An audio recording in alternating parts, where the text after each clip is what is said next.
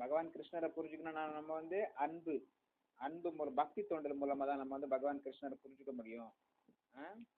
இல்லைன்னா அவற்றை புரிஞ்சுக்க முடியாது. நீங்க புத்தகம் படிக்கிறதுனாலயோ அல்லது வேற ஏதோ ஒரு ஆராய்ச்சி செய்வதனாலயோ பகவானை புரிஞ்சுக்க முடியாது.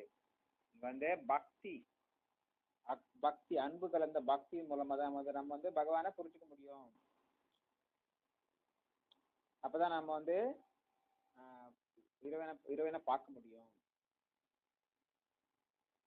பக்தரின் தேயத்தில் வீட்டுள்ள அவர் தனது நித்தியமான சாமசுந்தர ரூபத்தில் எப்போதும் காணப்படுகிறார். எப்பவுமே பார்த்தீங்கன்னா பகவான் கிருஷ்ணர் வந்து பக்தர்களுக்கு காட்சி அளிக்கிறார். இந்த நிலையில் உள்ள பக்தனின் பார்வையை விட்டு பகவான் விலகுவதில்லை. பக்தனும் அவர் தரிசனத்தை இழப்பதில்லை.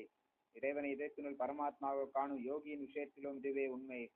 தூய பக்தனாக மாறக்கூடிய இத்தகைய யோகி தனக்குள் இறைவனை காணாமல் ஒரு கணமும் வாழ முடியாதவனாகி விடுகிறான்.